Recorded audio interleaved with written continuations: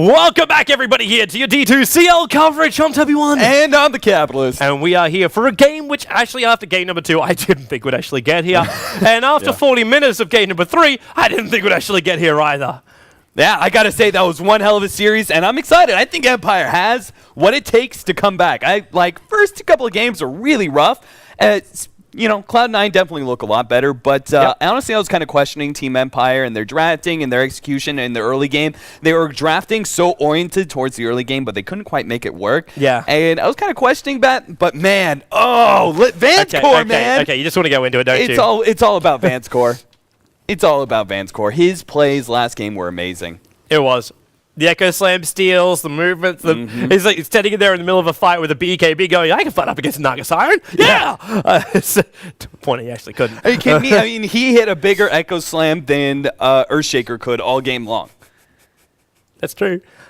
Because you had all of Cloud9 trying to come in close and go, let's kill him! Let's kill him! And it's just like, wait, we've got so many Naga illusions here. This is going to end really, really badly for us, peoples. Yep. And it did.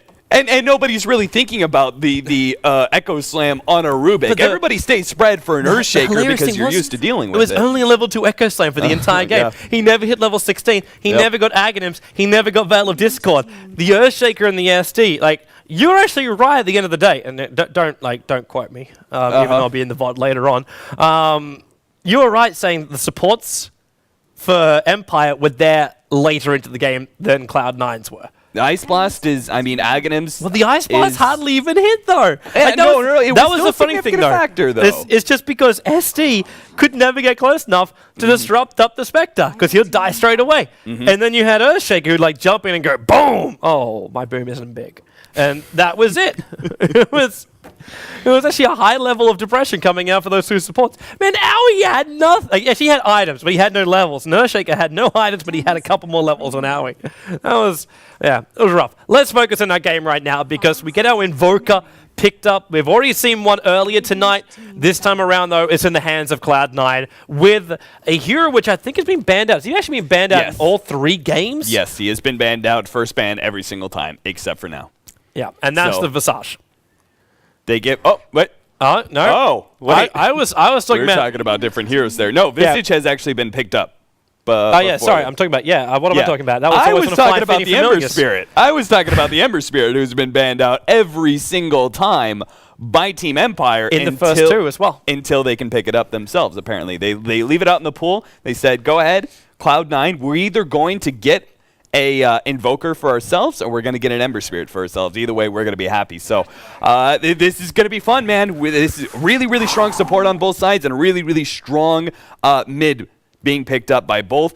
Empire, though, I love Ember Spirit. I love watching an Ember Spirit from Team Empire. Any of the CIS teams actually run Ember Spirit really, really well. Super aggressive. It's in your face. It's real dangerous. And now with the Clockwork as well, Team Empire looking to control the mid-game rather heavily. Yeah, it's still going to be a rough run, though, if Team Empire don't get a good start off. Like, you got a Visage already now. I'm not going to say it's a great ganking hero up against someone like an Ember Spirit, especially once Ember Spirit gets into his later levels. But in the early stages up against a Clockwork, you get a Rubik pickup now from Cloud9. They got a lot of killing potential coming out from them.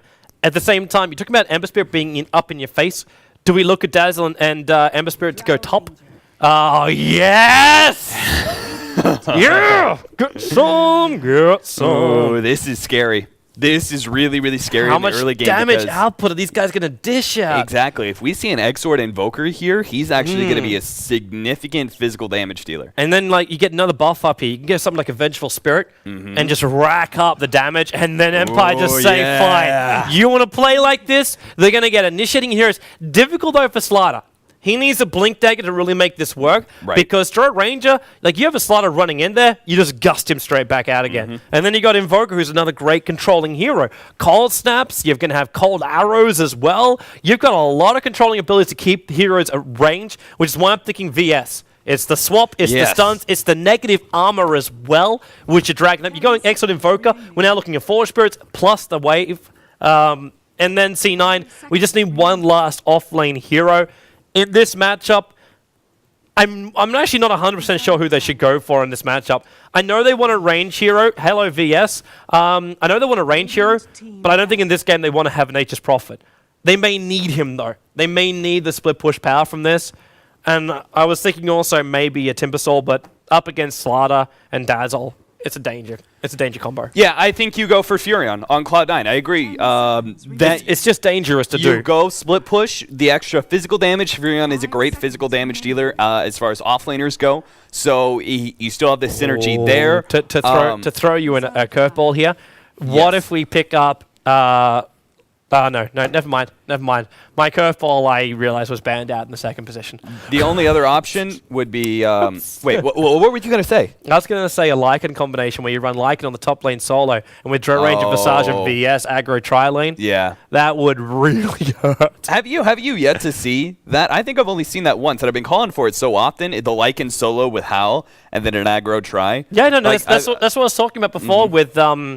but have you gotten a chance to actually be able to cast a game with that combo? Yes. Okay. About 3 months ago. Yeah, when Cloud9 was still running it, because they were running it with just the safe lane, but they ran a Luna in the aggro tri. So you had an aura buff up, then you had the VS aura buff up, and then you had, I think it was a Rubik, because they needed a controlling hero. Right. So you had that, and then it's just like, what am I supposed to do against this? Like, it's a level 1 fight, and they're dishing out so much more damage than me. And if it's like an Ancient Apparition Chilling Touch on top of that, instead of having something like the Rubik, just from range, you can kill off people. I can't believe this. Team Empire. So it's either a split pusher to buy you time, or it's a hero that's up in your face that is going to try and be intercepting the Clockwork and the Slardar and the Ember Spirit, those kind of heroes. Something like a Centaur, a Clockwork, those kind of heroes. Now, they banned away the Beastmaster, but I don't put that as a better ban than Furion. It's the aura problem they're worrying about. Right. Like, you're talking about the physical damage coming out from Furion and the potential for split push. The ability to be spotted before you come in with the Hawks and having the balls also caused some problems for Slaughter running in there. If he has to sprint every single time and then he's getting done by 3 different slows, no. Slaughter's won't have to deal with that one. And Cloud9 take out the Lich in case they're going passive lanes on the top, because that's something else they could do. Like Lich Clockwork on top, Dazzle Slaughter on bottom, Ember Spirit in middle lane. It'll be a nightmare for Cloud9 to try and find a kill in any of these lanes. And this lineup needs to kill. This lineup needs to have VS and Visage rotating, finding people in the wrong positions, which is why I kind of feel like C9, they need to have something like a Nature's Prophet on the bottom lane. You're right. They need to kill us. They need killers. If it's 4 heroes on top, or it's a Visage VS rotating bottom lane with Invoker Sunstrikes, they need this to happen. Right. They need some early aggression to make sure that Team Empire don't get into their mid-game where they're kind of just like running at you constantly. Once the Clockwork is set up, once the Slardar has his Blink Dagger, you have so many different ways to be able to jump onto the Invoker, to jump onto the Drown Ranger, and that's my biggest fear right now. I mean, unless Cloud9 run like you're the expert on Drow Ranger. You called it in that one game when it was RTZ feeding away their Drow Ranger over and over again. Like, this is going to be one of those games where the Drow Ranger is going to have a real problem surviving because you have 3 different heroes that get up in your face, and that's the biggest weakness of Drow Ranger. You lose your damage, you lose your bonus agility, and you're a real squishy hero. You die very quickly. That's another reason, though, why I was calling out the VS pickup. Right, that was a perfect pickup. Yeah, the swap is what's going to save Drow Ranger more than anything else.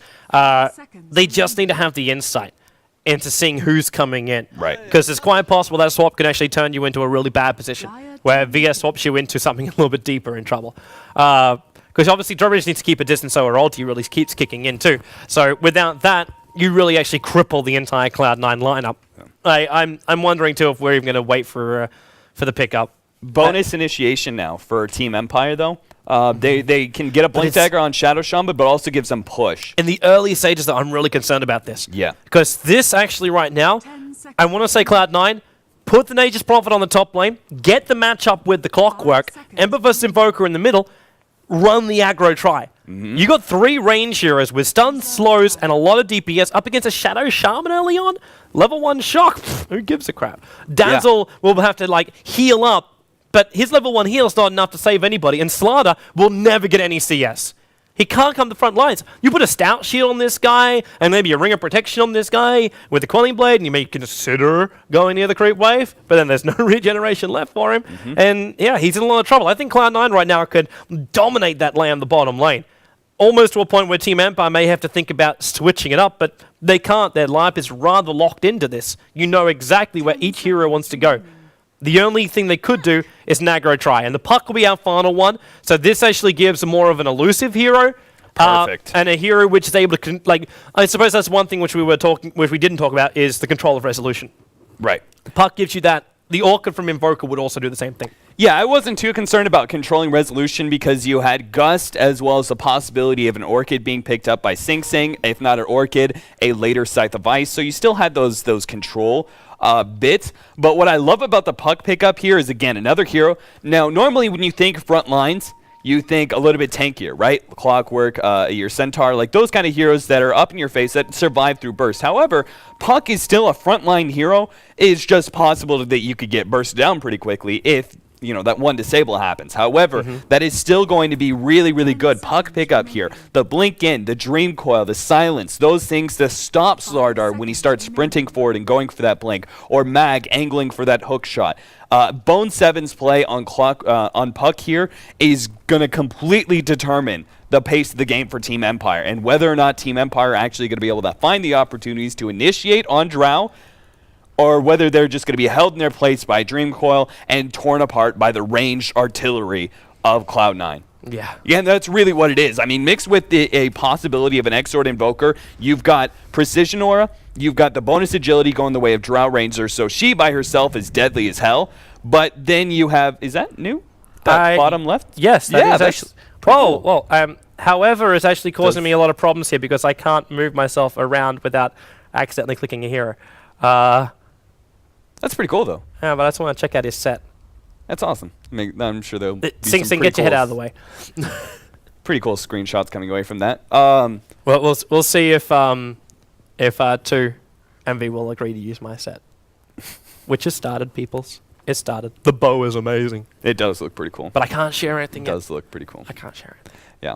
But going back to the Drow Ranger, the physical damage you're able to output early on with the possibility of Exort, Invoker, meaning Forge Spirits coming into play, that's even more damage. So if you get the right setup from your Puck, you'll do a lot of damage with an Exort Invoker. That being said, the possibility of maybe Tornado EMP, while not being able to do as much damage, you're still able to, there are more disables coming from a Quaswex Invoker with the Tornado, the EMP, those important kind of things. So maybe that's a better idea because you have more ability to protect your Drow Ranger with that kind of build. I'm going all cameraman style on us right now. Bring on the source filmmaker. While we wait, we actually have had very little delays. Like tonight has been, I don't want to say flawless night, but it's definitely been a very, very smooth evening. No problems whatsoever. It's been a wonderful night of Dota. I'm glad that everyone's been able to tune in as well. I know there was some other great games happening on this evening. And thank you very much for your do we say patronage? Can we say patronage? Sure. I think it's patronage. Yeah, thank you very much for your patronage tonight on the live stream. Expanding my repertoire of words. You just spend like 5 minutes with AC. Let's get, how many words do you want? Well, let's have a grammar lesson. Be wonderful. Be wonderful. Yeah, but we've actually had very little delays tonight. So thank you very much for everyone who has tuned in. And while we're actually sitting here too, if you haven't done it yet, you might notice in the bottom right-hand corner of the screen, we have so close to $125,000 prize pool. Now, if we hit $125,000 prize pool, we get a 1v1 solo mid competition, chosen by you guys at home, the community. So if you can, if you haven't done it yet, go and buy a ticket for the D2CL. Push us up over the 125,000, and by doing so, we will then be looking to have a wonderful 1v1 competition sometime soon, hopefully. Yeah, and it means you could be having fun with Showcase View while we're waiting for this pause to get over. Also that too, yeah, because you can use that if you're inside Dota TV. And you can go ahead and Showcase View the drunken red panda. The most adorable of couriers. Hang on, let's. Where he's the Empire courier, isn't he? Yes. It's wait, I can't. Oh yeah, I can. It's just like I look at him go. Here you go. And he's got like this phase shift kind of thing going. It's like he's like a permanently backtracked. I'm gonna say that's this little red panda has drunken brawler, and he's a master of drunken kung fu. I was actually thinking like he's from the Matrix. Because he's like moving back and forth. He moves like an agent. I've never seen people move like that. No, Toby, he's a baby brewmaster. He's a baby brewmaster. He's a baby brewmaster. Well, all agents start young as brewmasters. Resolution. Look at him coming up. This right now is intimidation. This is just pure intimidation. It says, all right, Envy, you want to run a safe lane hero?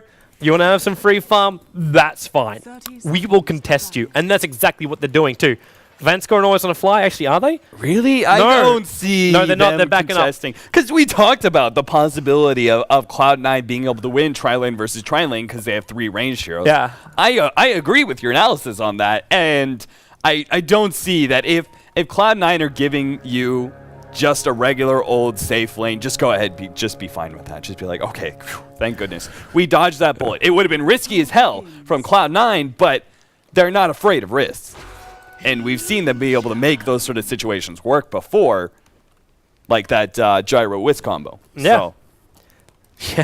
So they're just going to go ahead, back up, safe lanes, tri-lanes, safe lane, tri-lanes for both sides. Block it, Mag. Block it. Block it like it's hot. Oh! He blocked it like it was cold. Needs to get the second one in there. Yeah, he got 2 of them, but he'll lose 2 of them. And this is actually still okay. I think there's one thing we've learned a lot. Oh, actually, hello, Resolution. Is that another invis initiation? I don't know. Either way, the damage output right now is looking so much better for Sing Sing. This is something which we didn't really explore too much, but it's the fact that you can actually run across Wex Invoker here in the middle lane and not have to have your early phase boot. You go into the Null Talisman instead because you got your bonus 6 damage, sorry, coming out from just the aura from Jar Ranger. And when this starts to level up more, I think Envy is one of these guys that only puts 1 level up. Correct me if I'm wrong. I think it's only just 1 level. He puts everything else into Gust, Cold Arrows, and Ulti. And then he'll level up his aura again. But I'm wondering in this lineup if it's worthwhile. Resolution. You confident man. Oh it's my because God. Sing Sing doesn't have level 2, so Bone 7, Pile Die, burns up a hell of a lot. Yeah, if he had Vanscore there providing that extra heal damage, there's a possibility he could have chased down Pilot Eye and killed him. What's Vanscore doing? Vanscore was stacking or... well. I'm not sure. The Vanscore they were making a swap. Always Want to Fly was middle with Resolution, but they knew Shadow Shaman was not going to be good enough, so they needed that better laner, which is what Dazzle is. He's a much better laner between Poison Touch and the heal. And Bone 7's having a really good time on bottom lane. This is a level 3 puck in under 2 minutes for the offlaner, in comparison to Mag, who's actually managed to get 3.5 levels of his own. Everyone just seems to be getting a lot of levels and farm. Actually, I just realized I should put the board back the way it's supposed to be. Everyone's getting a lot of levels and farm apart from, like, the supports. The supports have been the sacrificial lambs in this game. Well played by Bone 7. Getting the rune control, he just went bottom and denied the double damage rune away from Vanscore. So just making sure that Empire don't get that early advantage for their mid lane. I did like what Vengeful Spirit was doing in that middle lane because, again, Sing Sing Invoker has, especially as a Quas Invoker, you're not very strong until you hit level 3. Now that you have Exort being picked out, and you have Forge Spirits actually being able to summon, now you can leave Invoker alone in lane. But before that, they could shut down Resolution while also ensuring that Sing Sing doesn't miss many last hits because he's not dealing with any denies out of that enemy hero. Yep. Oh, right now, man, we go into a passive style, which for me is actually a little bit more concerning for Empire. Considering Resolution is not really streaming ahead with CS, is because Dro Ranger is getting free space. Like, Dro Ranger, what you said I called previously was the fact that Dro Ranger doesn't require a lot of farm to be effective. Of course, that has a flip side.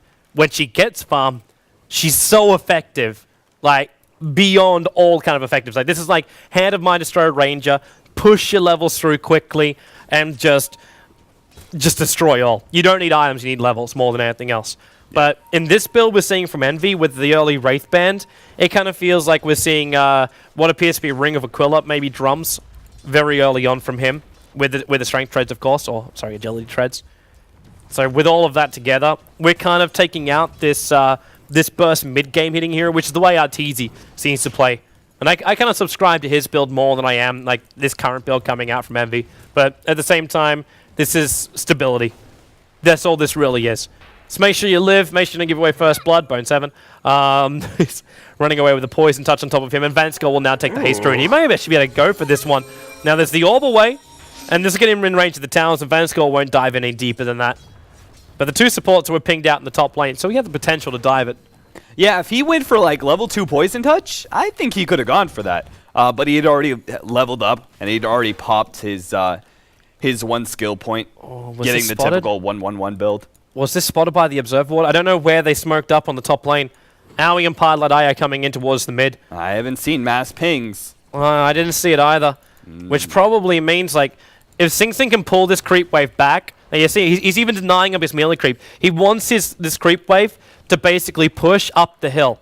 If that's possible and you see Resolution move past this point, then the ganking's a lot easier. But they're not going to find the opening. The smoke's already been revealed. And they'll move up towards the top lane. Now, no Observer Ward's watching for this, but Mag's also got no supports and missing. Yeah, Mag, the moment they show up down here, he can pop cogs and bounce them backwards. Now Piledai, he's in range. He's in range for the stun. But do they have enough follow-up? There's cold arrows. He puts up the cogs, but it takes him a while to get through that. But with the TP support coming in, they back themselves up. And in fact, the TP just gets cancelled. It was more of an intimidation more than anything else. I think they couldn't find the right position. If there was a level 6 Drow Ranger, maybe it would be a different story. Yeah, interesting. He has to actually be kind of careful with his Gust here up against the Clockwork. Push him onto the other side of the cogs? Push him, yeah, he could push him out of the cogs, in which case it just means Clockwork gets a free ride home without having to deny one of his own cogs. So on the flip side, if Piledai gets caught out inside the cogs, he can push Mag out, and all of a sudden it's like free ride home for Piledai. And that's actually going to make a big difference in the later fights too. Yep. Like you get a Blade Mail up on the clock where he's like, well, you're stuck in here with the cogs. It's like, Gust, no, actually quite all right. Yeah, see, look, Envy. He actually went for the build, which I actually prefer. This is the Hand of Midas build for Drow Ranger. It's just so important to get his levels up, especially if you can hit level 16 early. There's just so much more you can do with her. Oh, yeah. I mean, not only just you, but everyone else on your team as well is going to be benefiting from those early levels of marksmanship where the Precision Aura begins to do even more damage for you. Yep. Well, you've got everyone now having a bonus 15 damage. Yep. And every single hero in C9 is ranged. Every single one. And I know you like to point it out every time we have a Drow Ranger game because I don't point it out enough for you. Is the activatable for the aura. Yeah, gives them pushing power. And it's not you, Toby. It's really just the fact that I see pro players just not activating it ever. So just kind of forget about it. Well, if Envy forgets, you can tweet him out later and say, "Yo, Envy, learn." I don't think I want to do that. Click button. That guy tweet flamed me once. Really? What'd you do to him? It was a long time ago. What'd you do to him? A long time ago. Oh, Resolution. Careful how much damage. Look at how much damage Sing Sing does. He's got plus 42 in that middle lane when he exhorts up. He just hit Resolution 3 times and dropped him below half of his life points. Yeah, the synergy between an Exort, Invoker, and a Drow Ranger. Oh! Hook shots in right now. Now we're going to see the Gust going to work, but he didn't get the push out right. He was almost getting Resolution. That's first blood. Clockwork will take it on the top lane. And that was a quick movement up. It was a wonderful cogs. And the moment he hit level 6, too. The moment he hit level 6. Yeah, the Clockwork, yeah. He was just calling for that setup the whole entire time. Just be ready to teleport. I'm about to pick up level 6. We could shut down this Drow Ranger real early. As opposed to the opposing side, Slardar is getting an equal amount of free farm, hasn't died, and is looking to be going for a fast Vanguard before going Blink. I don't know if he's going to do that, though. Because right now he doesn't need to. He doesn't need to, right. It could be the Vanguards. In fact, he finish up the Wand and the Treads, and if he has some more time, just getting a quick Blink Dagger is worthwhile, because it's all about reducing the gap between himself and Drow Ranger, or him as well as Puck. Because he's got to jump on Puck, or else Puck will control him. Just a simple sprint, and I don't see it really working for him. Yeah, and he has had to, what he's doing that's really important here, that adds to your theory, is that just a naked ring of health allows him to tank up the creeps outside of the tower, which is something he's been doing the whole entire time in order to make sure he doesn't miss any CS. Ooh, Bone 7, free gold! Orbs, jumps, rifts, even to make sure he gets the last one. And Resolution, man, he's very, very low. He's trying to farm up a stack right now, and that's why he needed the heal from Vanskol to keep him up. But he's still taking a lot of damage here, and while he's missing, Sing Sing's farming, Owie, they're actually given space. This is one thing which I always want to give props to. Like, you talk about Owie being one of the greatest split pusher heroes in the game. Somehow he just keeps doing it with every hero he can find. He just can also, yeah, okay, that's a quad stack of Ancients. Welcome to Envy's freedom. Like, just get Mask of Madness. He's going home and host on that. Yeah, but talking about Owie, they always give him the space in Cloud9. They always want to make sure these familiars come up at a really good speed. It looks like you're right. It is going to be a Vanguard. So, sad days for my prediction. Yeah, it looks like Empire no. Oh, Clockwork. He's in on Pylai Die. And Drow Ranger is nearby, but with Resolution here, there's no point him coming in close. This is 2 different rotations before the 10-minute mark by your mid. This is how the CIS scene really loves to run their Ember Spirit, is it moves around the map really early on because you can just constantly go in for these kills thanks to Fire Remnant. It's not helping him, though.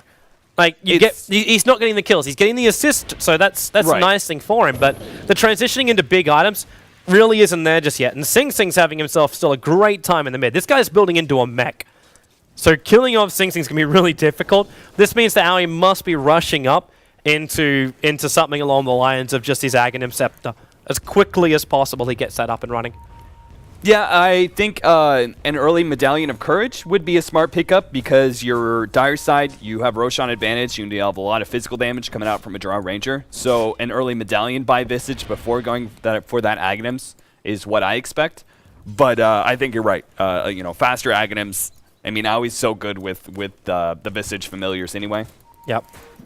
One thing that needs to happen right now is if Envy's going to keep doing this with Drow Ranger, he needs to get that mask, at least lifesteal. Just the Morbid Mask would be enough. A Resolution's going to find it. He's going to see the stack. They get a kill right now. Yeah, Resolution might see the stack, but I'm watching Mag die on the top lane. So VS with a stun. There's a Gust too, so there's no potential for Cogs or a hook shot out of here. They're going to keep the damage going, and they got him. Now, Resolution's going to move himself up now. There's no Gust here, but Resolution, dude, you can't take up that much damage. And now Dream Call, also used by Bone7, jumps in with a flame, looking for the chase, cannot get it, gusting him back. Envy, he's trying to kill off stun. The Familiars came up. This way you give him the space. Envy will still go down here. And the Familiars, they keep him up, and Bone7 will go down. Resolution with a double kill. Sunstrike looking for the silent pick-off too. Couldn't nail it from Sing Sing. That fight from C9, it looked like a very good fight, and then they went deeper. Too deep. Yeah, really good turnaround there from Resolution, especially with Slaughter making that jump, that teleport in. He knew he could turn, and he blew 3 different Fire Remnants to get the most amount of AoE damage he could on all 3 of those heroes, and they combined that with a good Sleight of Fist. That was an amazing turnaround there from Empire, and what should have been a Resolution simply overextending himself. Yep. It really looked like he was just toast, but yeah. But now you've actually fed away also. There's 2 deaths now to Eternal Envy. And now, I know we're talking about like subscribing to the TZ way of playing, but still, you don't need to have the deaths there to make it worthwhile. And that's what's good about Ember Spirit here, as you typically think about like, oh, you want to be able to get all these damage items, but if he's shutting down the enemy carries, that's okay because, yeah, Tower just... Again, it's the stupid combo. Please, Valve, don't let Familiars do 39 damage a hit. That was also really smart there by Owie, but we'll talk about that in a moment. Always on a fly. Just from the high ground, the hook shot will come in, but there's a Lobo here, and he gusts him out of it and into the middle of 4 waiting heroes. And Resolution did come up top lane, but he triggered off the Invis rune. He's looking for an opening. Now, is there sentries? Is there dust? There's nothing. And it's Invis. He's waiting for Envy. Separating himself. Yeah, because you know what Envy's going to do? Everyone does. He just goes to farm every time and time again. And he's going to lose his life here. He's just giving more time. Wait for it. Yeah. Jump him. He's stealing all the experience. Envy, you don't have time for that. Ooh, that was close, though. But he purchased them all with Master before Death, while in middle lane, yeah, Vansko getting caught out. I'm not going to say it's a great 1-for-1 trade. But the fact that they were able to get those pickups on top lane before really do go to work. And that's now going to be tier 1 tower in middle lane, too. Yeah, but the play which came out from Owie was a familiar drop down, so we stun up the Clockwork, so there was no potential denial. Yeah. That was what I was going to say. That was good. And what I was talking about was the Familiars being comboed up with the Drow Ranger Precision Aura when activated. Pilot Eye. Stupid combo. Needs to get this done off quickly. He's going to get on a Resolution. Sunstrike. Cold Snap. Resolution. He tried to remnant away from that, but nowhere near fast enough. And now with him down, And Drow Ranger's back alive again, so giving out this aura to the rest of his team again. Forcing down mid seems like no problem. Pylai Dai is dishing out plus 35 damage on a VS. Still gotta be careful about the shocks. But there's still some really good DPS coming out here from all of C9. The familiar push. Once again, the familiars with the Forge Spirits taking down yet another tier 1 tower. Empire should be ahead in gold right now. They should be ahead in gold and experience, but those 2 different towers going down means that they're not. Mask of Madness picked up. Ancient stack should be done pretty soon, like you were predicting earlier. Yeah, this is that injection of experience. So Envy's going to get himself out of the jungle and crack the level 2 ulti. But remember, Empire do know about it. Resolution saw it earlier. But getting in there to fight is so damaging. Like you got a problem of choke points. Familiar's done. Silent needs to get earlier kills to make this work, but even he's going to have trouble with this Blink Dagger of his because the Familiars, it puts it on cooldown, and in fact he's just going to farm up one of the Familiars with the Amplify, while Invoker, well, okay, Shadow Shaman was trying to fight for some unknown reason up against Forge Spirits, and he gets Sunstrike down by Sing Sing. With Shadow Shaman down, straight in for Roshan. Now, they may spot this one out, but it doesn't matter. They've got Howl, they've got Medallion, and then they've got all their bonus damage. This is an early Blade Mail is picked up by Clockwork. This is really effective. Jump in! Careful! Roshan's already gone down. The Aegis Immortal gets into the hands of Drow Ranger. And they've got it. Still going. They can't. They can't. Swap it. This is what we're talking about. This time it's used to save Sing Sing. Dream Calls on Sun, and he's in so deep. This gnarly Blink Dagger, even with the Vanguard's not enough to survive. And Resolution, he's trying to use the Remnant. He jumps deeper. He jumps out. The Sunstrike from Sing Sing. Most of it hits on Vanguard, but the Familiars are beating on Mag. But the Cogs are perfectly positioned from the Clockwork, meaning they are able to escape themselves out of here. But that's now level 2 ulti up for Envy. They don't even take the Ancients yet. They just take the tier 1 tower on bottom. Yep, just tower after tower. They just, again, this is what Cloud9 are experts at, is pulling so much extra gold and experience out of the map.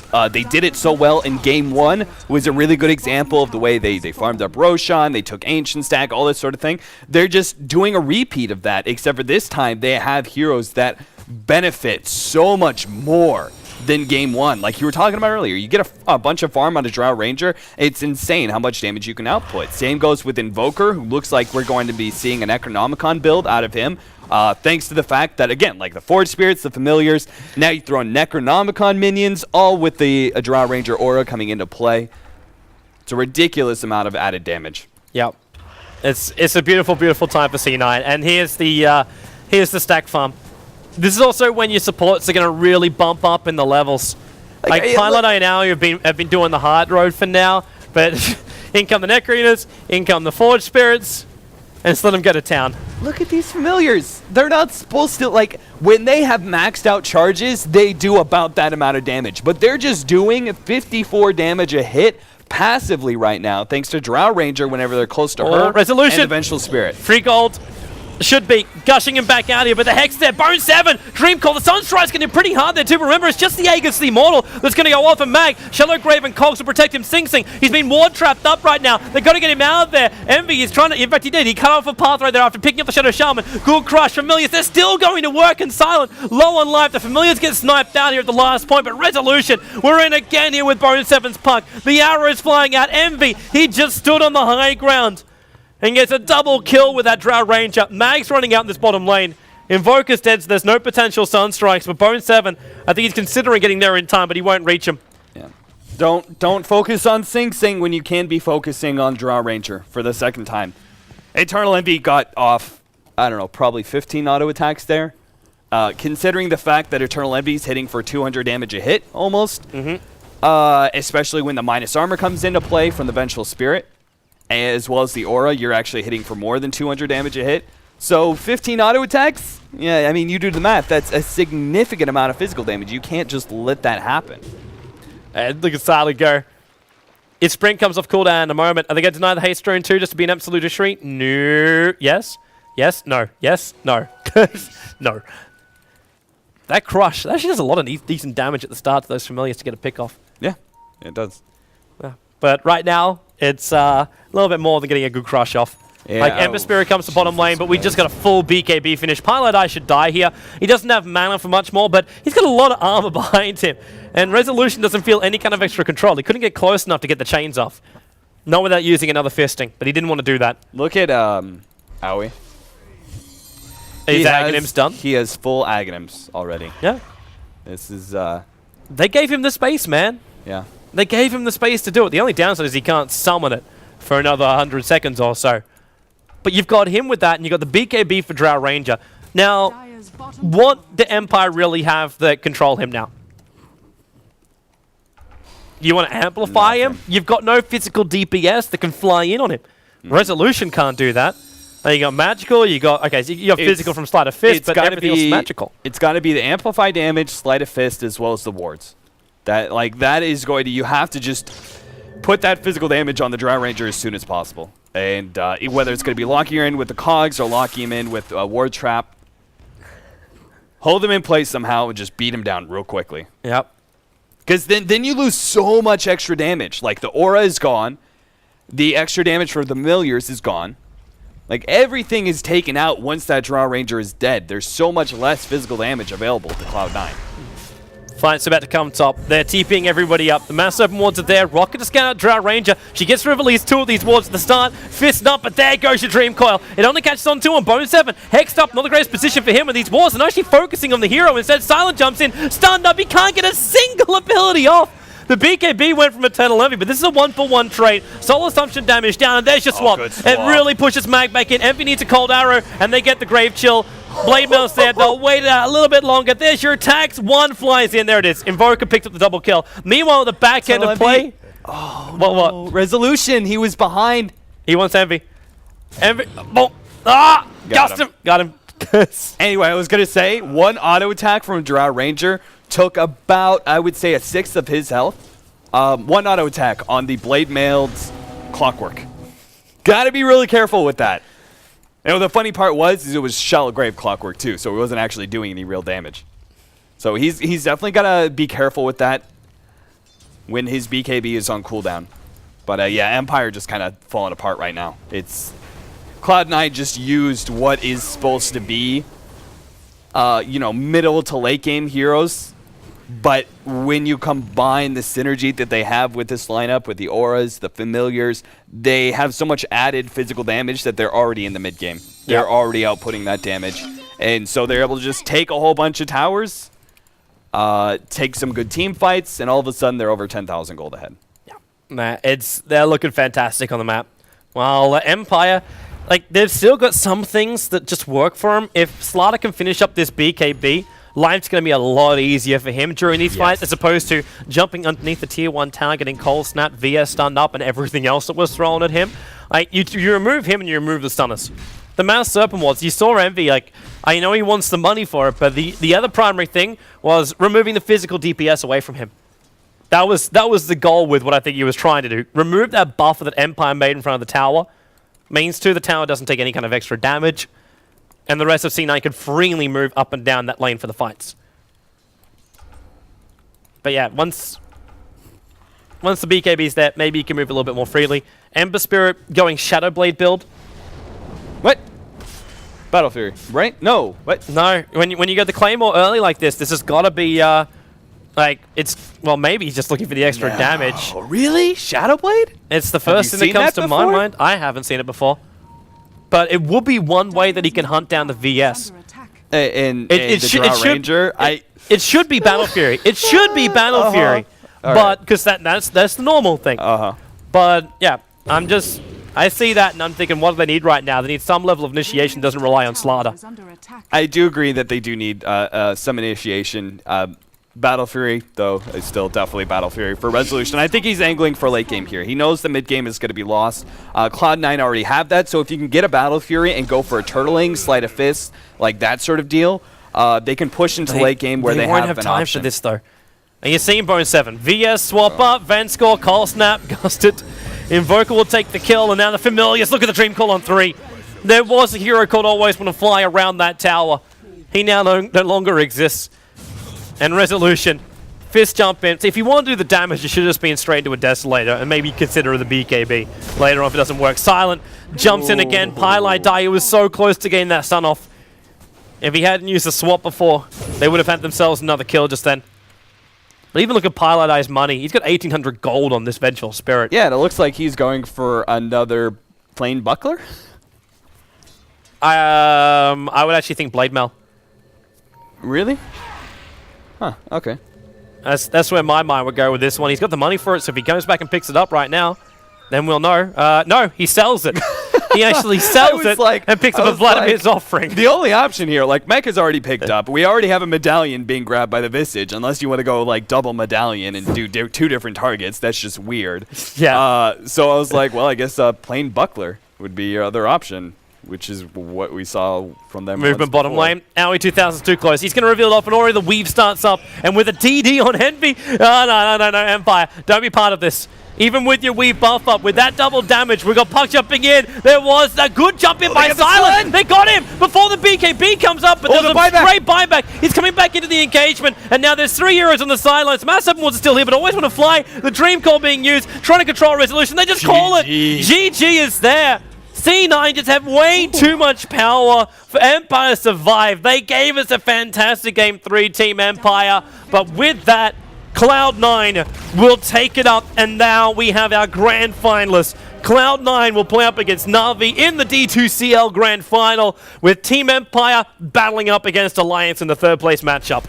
You know, I had no idea that this series was going to be so dominated by Cloud9. I did not see this coming whatsoever. I thought Cloud9 was a good enough team, and I knew they were going to come into this prepared enough to be able to make it one hell of a series, and I thought we were going to see 5 games. But honestly, Team Empire were looking so much better over the last month and a half that I really thought they were going to be the ones making it to the finals. But Cloud9, man, they just crushed it.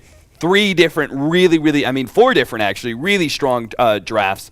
I don't think you can count out that third game at all, even though it pushed really, really light. I think Cloud9 still came into that with a really well-crafted lineup. Again, their versatility is just showing every single game in a series like this where they pick up something entirely different. So both teams, this was a very, very fun series to watch. Man, if they play like this, Cloud9 up against Na'Vi, we're going to have an amazing grand final. Like an amazing grand final. Also, last props, Pylai die, 1-1-16. Support player well done. of the match right now. Well done. We also got to give a shout out to Eternal Envy, because you said it, we weren't really sure, but his first 2 games, 0 deaths. 0 deaths between his first 2 games. So yeah. Maybe it's like Jo and TI2, wasn't it? No deaths in the early stages. Yeah, that was a while ago, but yeah, I think so. Yeah, people were questioning his Naga Siren in Game 3, but you know, he's carrying in the first 2 games. There was that one sleep which I think he himself would question happened. Well, some things like he turned off his Radiance at one point in a team fight, maybe some questionable non-uses of ultimates, but otherwise... Don't take the flame. Otherwise, man. Don't bait the flame. Cloud9 looking very, very good. Yeah.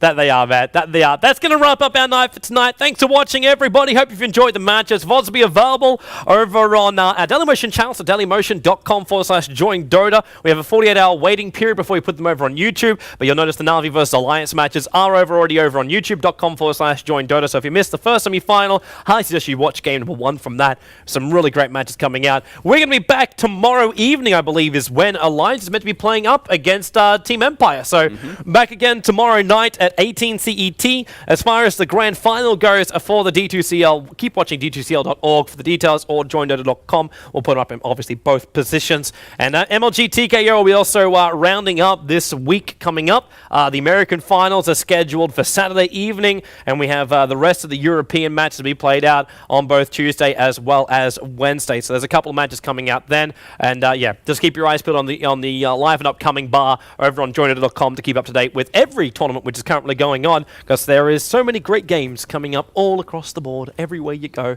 there's amazing games everywhere. Actually, the game tomorrow night may not be at the scheduled time, because I realized, actually no, Alliance is playing their Captain's Draft game early, so we may have it played a little bit later.